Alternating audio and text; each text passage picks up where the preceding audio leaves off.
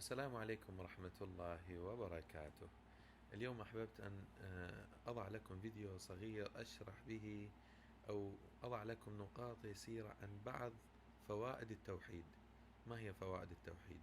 أولا الأمن التام، الأمن التام في الدنيا والآخرة. قال الله سبحانه وتعالى في كتابه العزيز: الذين آمنوا ولم يلبسوا إيمانهم بظلم أولئك لهم الأمن وهم مهتدون. طبعا كلمة ظلم شرحها وفسرها النبي صلى الله عليه وسلم في قوله تعالى في آية أخرى من سورة لقمان: قال يا بني لا تشرك بالله إن الشرك لظلم عظيم. فالظلم هنا الذين آمنوا ولم يلبسوا إيمانهم بظلم يعني بشرك، أولئك لهم الأمن وهم مهتدون. الفائدة الثانية هي دخول الجنة لحديث النبي صلى الله عليه وسلم: من مات لا يشرك بالله شيئا دخل الجنة.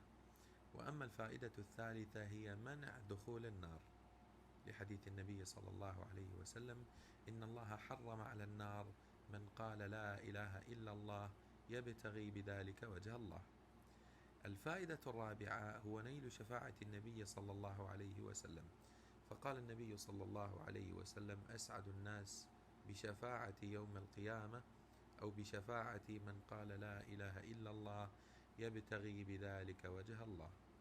الفائدة الخامسة هي عدم الخلود في النار لحديث النبي صلى الله عليه وسلم: يدخل أهل الجنة الجنة وأهل النار النار، فيقول الله تبارك وتعالى: أخرجوا من النار من كان في قلبه مثقال حبة من خردل من إيمان.